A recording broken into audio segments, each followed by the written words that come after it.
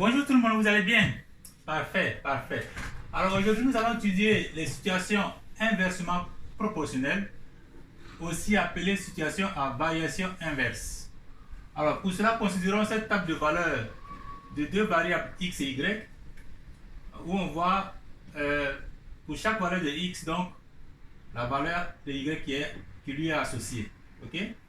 Alors dans ce tableau, on remarque que lorsqu'on fait le produit de x et y, c'est-à-dire la valeur de x multipliée par la valeur de y, pour chaque couple là, chacun des couples, donc on voit que tout est égal à 360, 360, 360, 360, 360 et 360.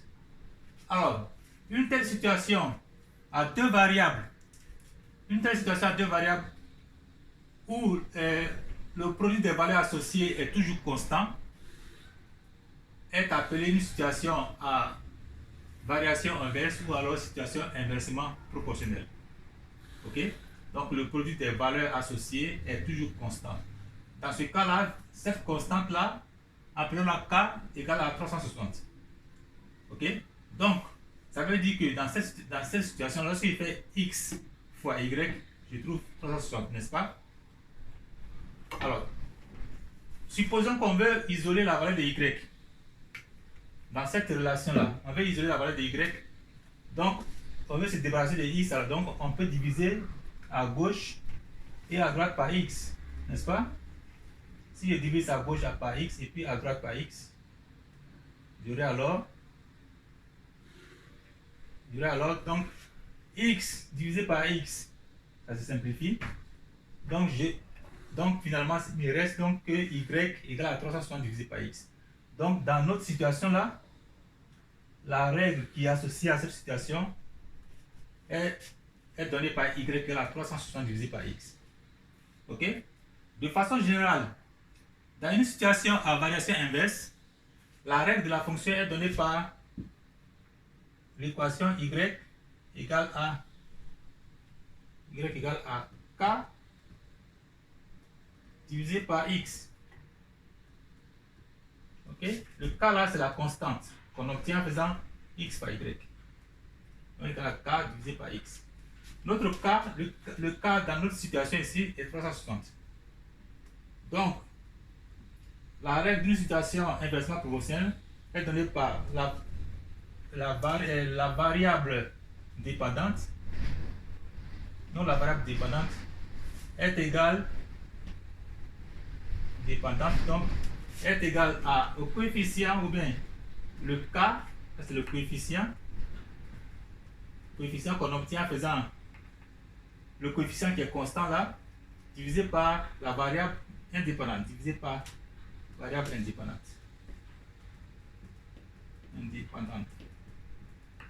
c'est la variable indépendante.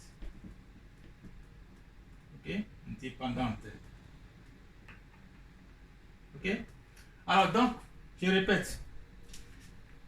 En général, lorsque une situation est décrite comme une situation à variation inverse ou alors inversement proportionnelle, la règle est donnée comme étant comme la variable dépendante est égale au coefficient divisé par la variable indépendante. Et il faut noter que dans cette situation, puisqu'on ne peut pas diviser un nombre par 0, donc on a une restriction ici tel que le x là doit être toujours différent de 0. Je vais passer de l'autre côté, vous m'écrivez. Donc, y égale à k divisé par x. Ok? Et comme je le disais, on ne peut pas diviser un nombre par 0. Donc, on a une première restriction que ça, la variable indépendante doit être toujours différente de 0. La variable indépendante de x doit être différente de 0. Comme ici, donc x est différent de 0. X est différent de 0. Ok? Et quand on avait présenté aussi dans le cas d'une situation de proportionnalité, on peut aussi représenter graphiquement cette situation-là. Donc, pour chaque valeur de x, on place le point donc de coordonnées x et y En faisant comme ça, lorsque x égale à 1, je prends le 1 comme ça, je trace la droite parallèle à l'axe de y. Je quitte de 1 je vais jusqu'à au niveau de 360 là-bas. Comme ça. Et arrivé là aussi, je trace une droite. Je place ma raie comme ça parallèlement à l'axe des abscisses. Comme ça. Et puis le point d'intersection est mon premier point.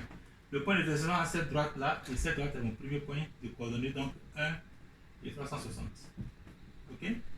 Alors, lorsque x égale à 2, y égale à 180, donc y égale à 180, comme ça.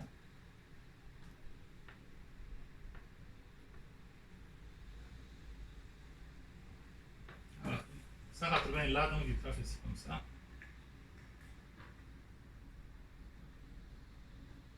Voilà. Et j'obtiens mon point qui équivaut donc au point, donc, ça c'est le point de coordonnées x égale à 2, y égale à 180. Alors, ainsi de suite, ainsi de suite. On fait comme ça et puis on place tous les points. Alors, donc, donc on a pu placer, de cette façon-là, on place tous les points. On a tous les points qui sont placés là comme ça. Mais avant de continuer, il faut que je précise quelque chose.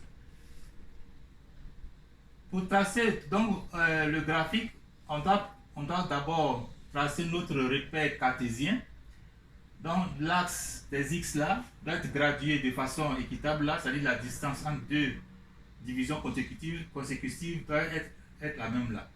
Je vais prendre par exemple de 0 à 1, c'est 1 cm entre 2 et 3, hein, 1 cm entre les divisions. Ici aussi, on peut se dire que ok, 1 cm équivaut à 60 degrés, à 60, à y égale à 60. Donc 2 divisé ça fait 120, 3 divisé ça fait 180, ainsi de suite. Il faut que ce soit vraiment correct, même division. Et là, puisque, donc par rapport à ça, maintenant on peut placer les points 90. On sait que 90 c'est entre c'est 60 plus 30, donc c'est au milieu de 160 et 120. Et ainsi de suite, donc on place aussi le point 72 là. Ok? 72 c'est juste 60 plus 12 quelque part ici. Alors lorsqu'on a fini de placer les points, on prend maintenant un stylo ou quelque chose et puis on relie les points à travers par une courbe. Donc comme ça, une courbe qui va passer à travers les points comme ça. Ok.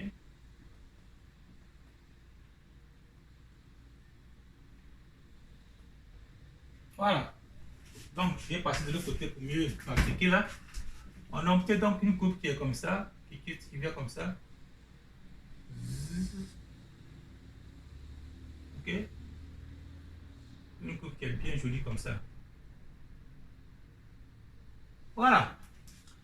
Alors, ce qu'on remarque dans la représentation graphique d'une situation à variation inverse, on remarque que la courbe là, elle va toujours s'approcher des axes, elle s'approche des axes, mais elle ne va jamais les toucher.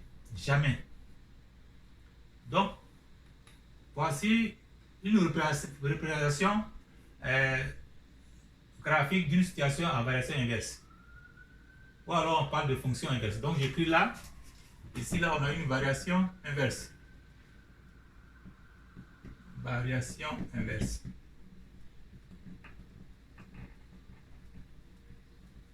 Ok?